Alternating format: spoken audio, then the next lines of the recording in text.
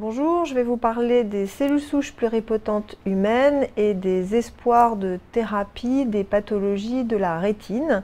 La rétine est l'organe sensoriel de l'œil, c'est cet organe qui nous permet de convertir le signal lumineux en signal électrique qui est ensuite envoyé vers le cerveau. Cette rétine est composée de plusieurs types de neurones et parmi ceux-ci, ceux qui convertissent ce signal lumineux en signal électrique, ce sont les photorécepteurs. On a deux types de photorécepteurs, les bâtonnets qui sont responsables de la vision de nuit et les cônes qui sont responsables de la vision des couleurs et de la vision diurne.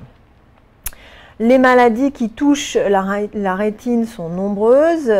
En France, environ 40 000 personnes sont atteintes de rétinite pigmentaire et environ 1,5 million à 2 millions de personnes de DMLA, dégénérescence maculaire liée à l'âge. Ces pathologies atteignent deux types cellulaires, ces fameux photorécepteurs et les cellules de l'épithélium pigmentaire qui sont ici représentées en bleu, qui sont des cellules pigmentées et qui soutiennent les photorécepteurs. L'utilisation des cellules souches pluripotentes permet donc deux axes.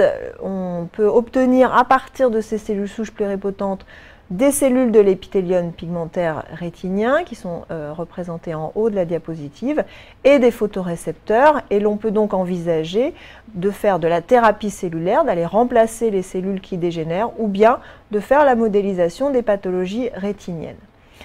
Des chercheurs ont mis au point récemment un protocole qui permet d'obtenir à partir des cellules souches pluripotentes humaines des cellules de l'épithélium pigmentaire qui sont représentées ici en bas en noir, et donc ensuite d'injecter ces cellules dans la rétine pour remplacer les cellules qui dégénèrent.